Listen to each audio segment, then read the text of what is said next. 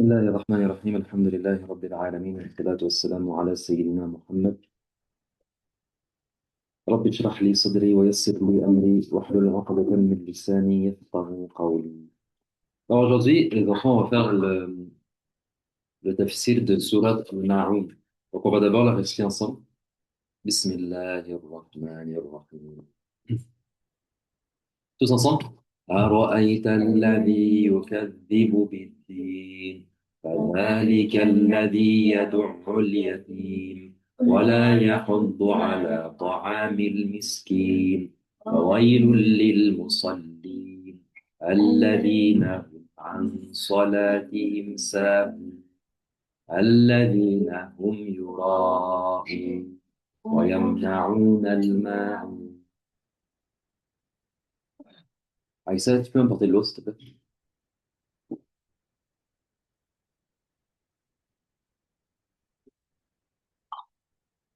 Merci.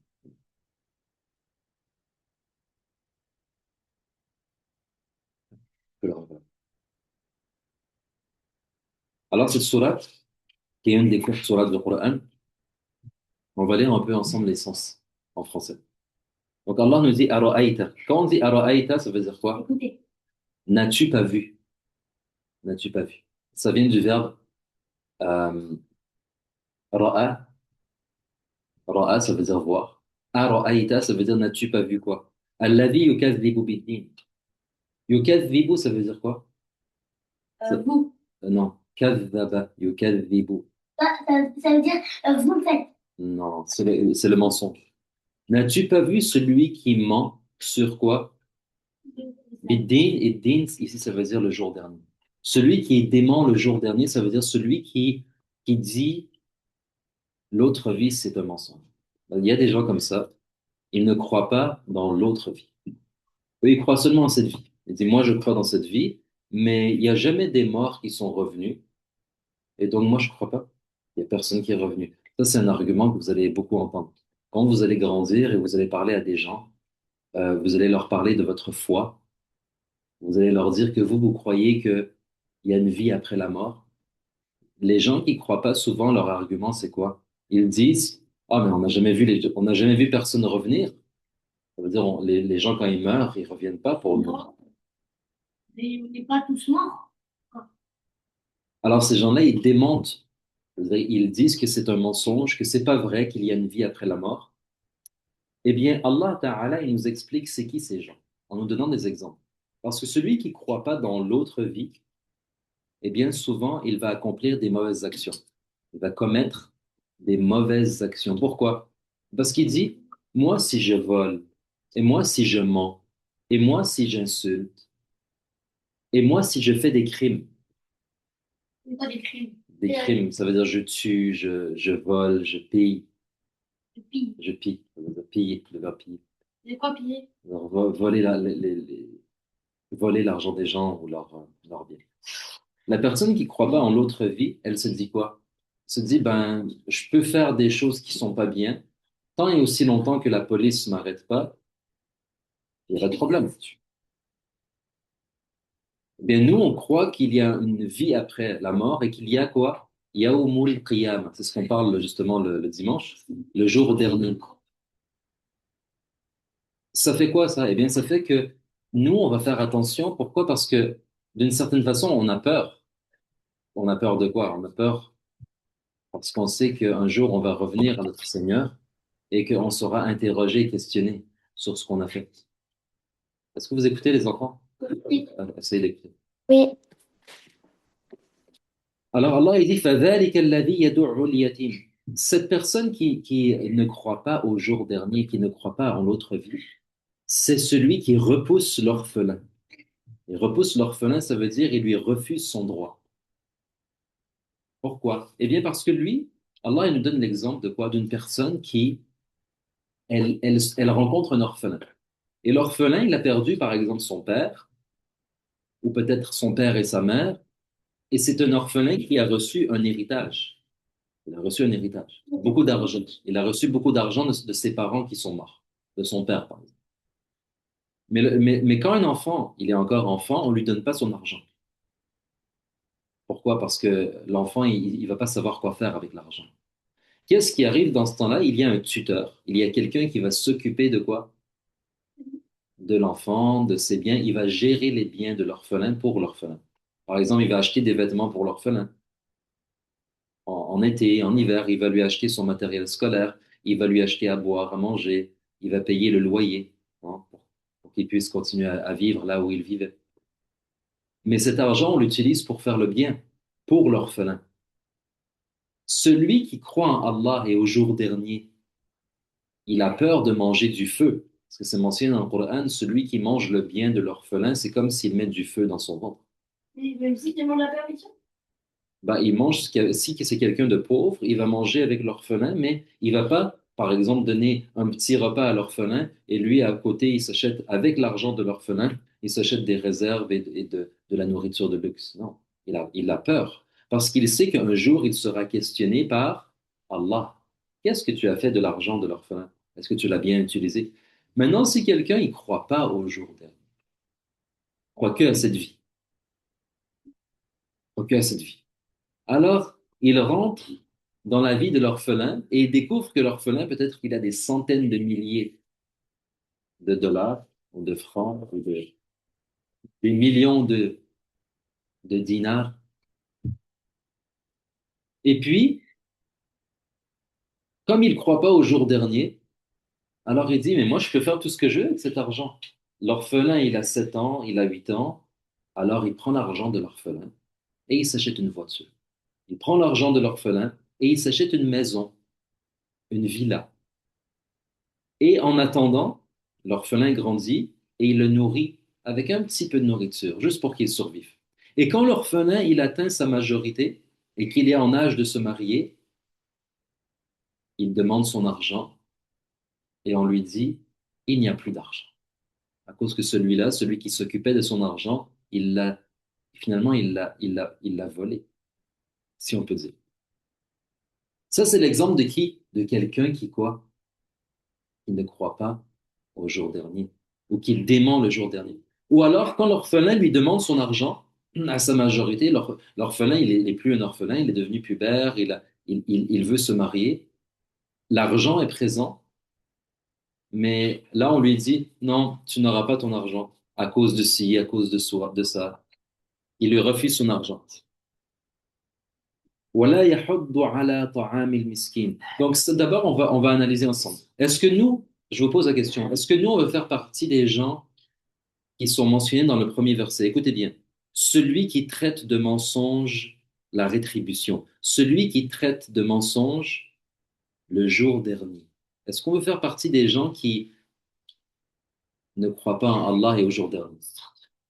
Non. Nous, on veut faire partie des gens. Marie, assieds-toi ici, s'il te plaît.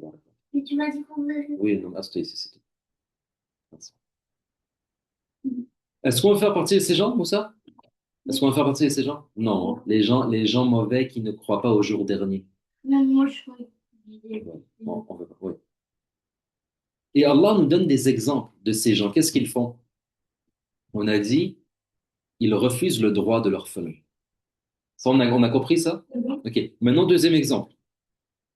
وَلَا يَحُضُّ عَلَى طَعَامِ الْمِسْكِينِ. Ça veut dire quoi? Il n'encourage pas à nourrir les pauvres. Donc, par exemple, imaginez quelqu'un dans un village, lui, il a de l'argent, il mange bien, et dans sa communauté, il y a des gens, ils sont pauvres, ils n'ont pas beaucoup d'argent, ils ne mangent pas beaucoup.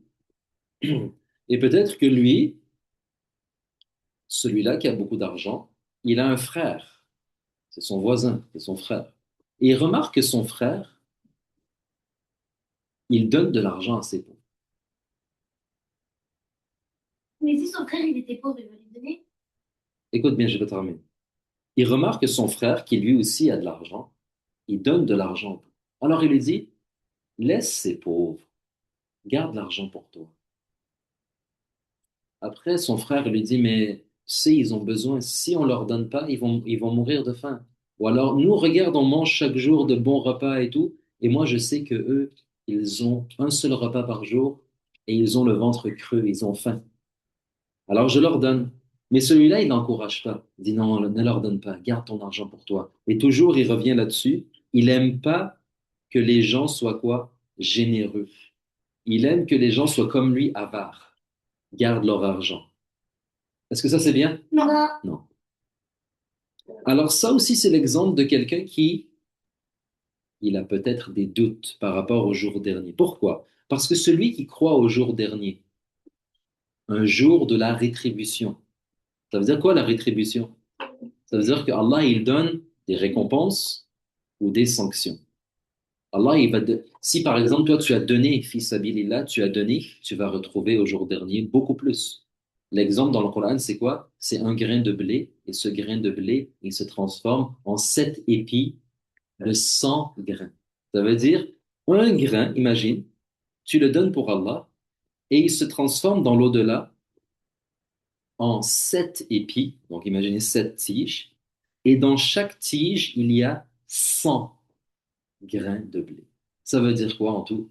7 fois 100, 700, 700, 700. 700 grains de blé. Tu as donné un grain de blé pour Allah et tu as reçu 700 grains de blé. Wallahu yudha'ifu liman yasha. Et Allah, il donne encore plus à qui? C'est un exemple. Si tu donnes, imagine, toi, tu donnes 1 franc. Alors, quand tu as donné 1 franc, tu es encore bien vivant. Ça t'a pas fait très mal. Et tu reçois peut-être dans quelques années 700 francs. Est-ce que tu as fait un bon gain? Oui, hein, c'est intelligent, hein. Imagine, toi, tu dit, oh, je vais donner 20 francs. 20 francs, cette personne a besoin, je vais lui donner 20 francs. C'est pas nécessairement quelqu'un en Suisse, ça peut être quelqu'un même dans ton pays, mais tu lui donnes l'équivalent de 20 francs. Eh bien, 20 francs, 20 francs, 20 fois 700, ça fait quoi? 14 000. 14 000. 14 000, alors 20 francs, est-ce que c'est beaucoup 20 francs? Oui. Ça va, ça peut être beaucoup pour certaines personnes. Mais quand tu reçois 14 000, hein, avec 14 000, tu peux t'acheter une voiture. Un usager, mais tu peux t'acheter une voiture, une bonne voiture. Imagine si tu donnes 200 francs. Alors c'est 140 000. Mais tu vas le recevoir dans cette vie ou dans l'au-delà. Mais tu vas le recevoir tôt ou tard. Ça, c'est celui qui croit en la promesse. Ça veut dire à chaque fois que tu donnes pour Allah, Allah va te redonner beaucoup plus. Mais c'est pas seulement envers les pauvres. C'est aussi envers ta sœur. C'est aussi envers ta mère. C'est aussi envers ton frère. C'est envers le voisin. À chaque fois que tu donnes, Allah va te redonner, c'est sûr et certain, soit dans cette vie ou soit dans l'au-delà. Et la bonne nouvelle pour vous, Allah donne dans les deux vies. Fi dunya wal akhirah. Ça, c'est celui qui croit. Mais celui qui croit pas, il va dire, il va pas encourager les gens à donner. Ils vont dire, mais profite de ton argent toi maintenant. Pourquoi tu donnes?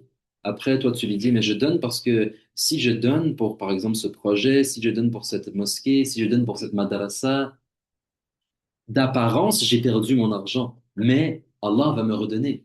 Alors lui, il dit, mais non, garde ton argent, utilise ton argent. C'est parce qu'au fond, il a un doute. Mais s'il croit vraiment en l'au-delà, au jour de la rétribution, ça va pas lui déranger que tu donnes aux pauvres ou que tu donnes pour un projet quelconque. Parce que, en réalité, tu vas recevoir. Tu n'es jamais perdant quand tu donnes. Oui, tu as une question? Mais si quelqu'un dans un mariage, il avait donné 1000 francs et c'est 700 000, Ouais. c'est-à-dire il l'a pas reçu, mais il n'était pas musulman. Il l'a donné pour rien. Mais il faut savoir que Allah Ta'ala, qui est Ar-Rahman, il donne toujours à celui qui donne. Même celui qui ne croit pas, comme l'exemple dans cette surah. Alors, celui qui, non seulement il ne croit pas, mais en plus il dit c'est pas vrai. Il dément. Il traite de mensonge. Celui-là, s'il donne, Allah va lui redonner, mais dans cette vie. La personne qui ne croit pas en Allah, pardon, la personne qui ne croit pas en Allah, qui n'aime pas Allah, C'est obligé qu'il va reçu. c'est obligé qu'il va recevoir. C'est pour ça, ça c'est un secret. Ça, c'est un secret même que certains qui ne croient pas, ils les utilisent. C'est un secret pour eux pour vivre une longue vie. Il y a des gens qui ne croient pas dans l'au-delà et ne croient pas en Allah.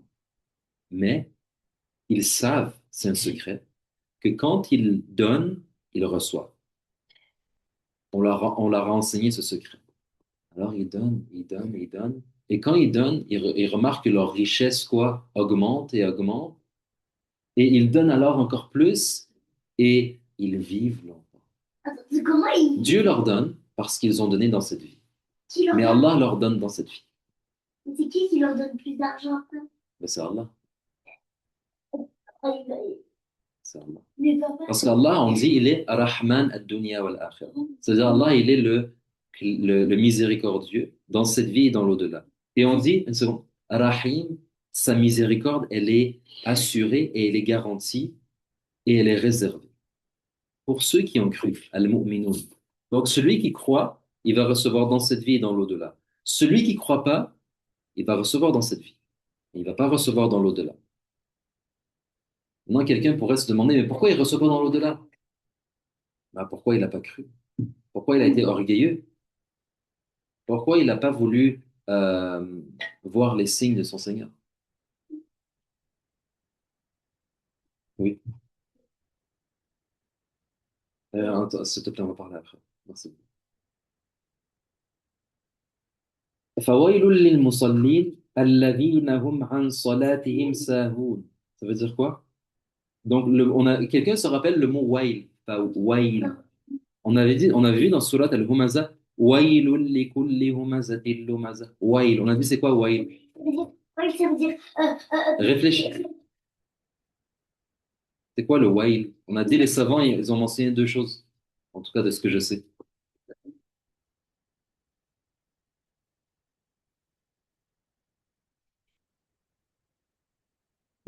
ouais, il les cool. Wail, on a dit, c'est d'abord le malheur. Malheur. Et le mensonge. Et l'autre, c'est quoi le wail? C'est une vallée. Une vallée en enfer. Une vallée en enfer. Et on a dit la vallée, c'est comme le trou. C'est comme, vous savez, il y a des montagnes qui montent, il y a des vallées qui descendent. Donc, le wail, ce wail, il est pour qui? فَوَيْلٌ لِلْمُصَلِّينَ الَّذِينَ هُمْ عَنْ صَلَاتِهِمْ سَاهُونَ. Allah, il dit, mais regardez, il y a deux ayats, elles sont liées. فَوَيْلٌ لِلْمُصَلِّينَ. Si on prend juste ce verset, écoutez bien, ça veut dire malheur à ceux qui prient. Oh, Malheur à ceux qui font la prière. Mais il y a une suite. Comment ils font leur prière? الَّذِينَ هُمْ عَنْ صَلَاتِهِمْ سَاهُونَ.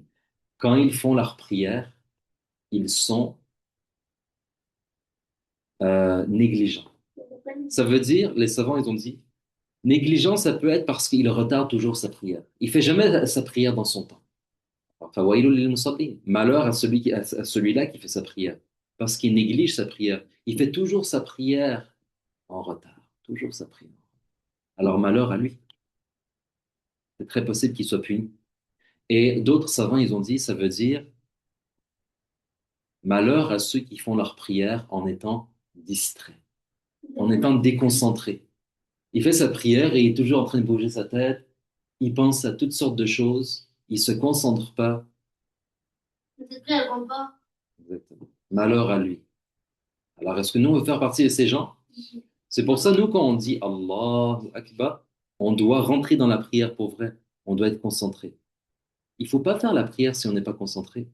Il faut d'abord se concentrer et ensuite on fait sa prière. C'est très important parce qu'on n'a pas envie de quoi? De faire partie de ces gens qui ont reçu cette menace. Wailul lil musallin. Fawailul lil musallin. Alladhina hum an salatihim sahun. Oui. Mais en fait, moi, j'avais pas que dans la prière, on doit penser à Allah. Alors maintenant, tu le sais, c'est très bien. Dans la prière, on doit penser à Allah, bien sûr. C'est ça même le but de la prière. Et puis, il y a un autre, on a dit, wailul lil musallin, ceux qui font la prière en étant négligents. Par exemple, ils retardent toujours la prière, ils font pas la prière dans son temps, ou alors ils sont négligents parce qu'ils sont pas concentrés. Mais aussi, alladhina hum an salatihim sahun, alladhina hum yura'un, ceux qui font leur prière en étant quoi? Insincères. Ça veut dire quoi, insincères? Pour son nom, Ils font la prière d'autres personnes. pour d'autres personnes. Ils font la prière pour les gens.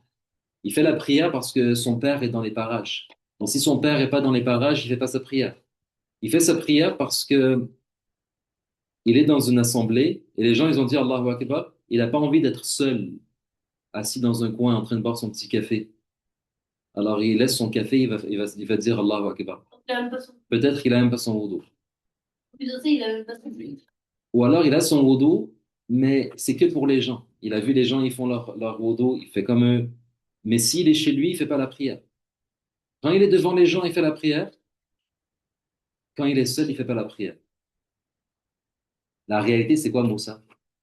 C'est qu'on fait la prière pour qui? Pour Allah. Oui, ça veut dire lillahi ta'ala avec la bonne intention. Exactement. C'est pas Allah. Et puis, le dernier verset, وَيَمْنَعُونَ الْمَاعُونَ. Ça veut dire quoi? Allah nous parle encore de la description de cette personne mauvaise. C'est quoi? Il refuse l'ustensile. Ça veut dire quoi? À qui on a besoin? Ça veut dire euh, quelqu'un, il ne prête pas, il ne donne pas ce qui est en surplus. Il a en surplus et il sait qu'il y a des gens qui ont beaucoup moins que lui, qui auraient besoin, mais il les prive. Et quelqu'un vient par exemple le voir, cogne à sa porte, il est affamé, il aimerait juste un petit bol de soupe, et lui, il a beaucoup plus que de la soupe, et il lui dit non, je te donne pas. يمنعون الماعون والحمد لله رب العالمين اللهم صل على سيدنا محمد وعلى آله وصحبه. Une chose. Oui, s'il te plaît. Oui, on va parler de ça à la fin du cours. Est-ce qu'il y a une autre question, s'il vous plaît?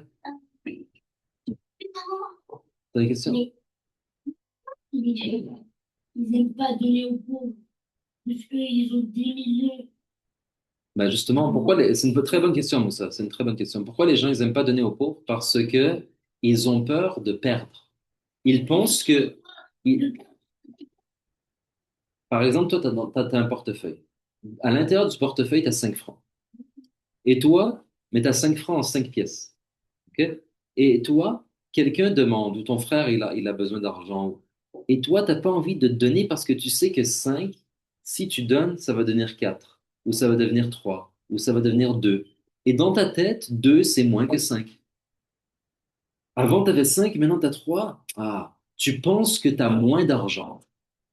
Et c'est pour ça que les gens ne donnent pas. Parce qu'ils pensent que j'aurai moins. Ici, ils ont un J'aurai milliard.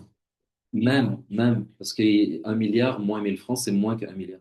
Les gens, ils pensent que tout diminue. Mais le prophète sallallahu alayhi wa sallam, il a dit quoi? Il a dit, l'argent ne diminue jamais par la sadaqa. Ça veut dire que toi, quand tu donnes, en réalité, tu n'as pas diminué, tu n'as pas fait baisser ton argent. Ça va augmenter. Pourquoi? Parce qu'il y a la promesse. Quand tu donnes, tu vas recevoir. Oui, mais oui, ils ne donnent pas. Même s'ils ont 5 francs, de toute façon, ils vont. Et si ils savent que ouais, va leur donner. Oui, mais Pourquoi parce que ils ne donnent pas? justement, celui qui sait que Allah va lui redonner et qui a confiance, il va donner. Mais celui qui a oublié ou alors il doute, ça va être plus dur. Ou peut-être qu'il va donner, mais pour les gens.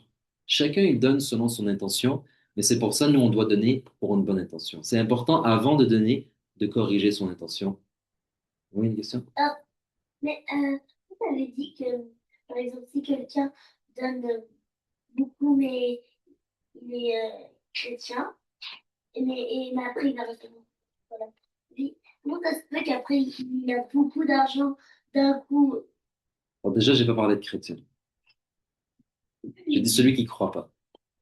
Ça, c'est numéro un. On va pas rentrer dans tous les détails, mais je dis juste que dans cette vie, il y a des gens qui croient pas du tout, ni en Allah, ni en l'au-delà. Parfois même, ils adorent le shaitan. Même, ouais. Et ces gens-là, ils ont compris quoi? Ils ont compris que lorsqu'ils donnent, ils reçoivent. Ils disent pas, ah, je reçois de Dieu. Mais ils réalisent que c'est ce qu'on leur a enseigné. Quand ils donnent de l'argent, ils reçoivent de l'argent. Ils reçoivent de la santé. Ils reçoivent de la force. Ils reçoivent, il devient il vit plus longtemps. Alors, il est encouragé à donner parce qu'il sait que quoi? Qu'il reçoit.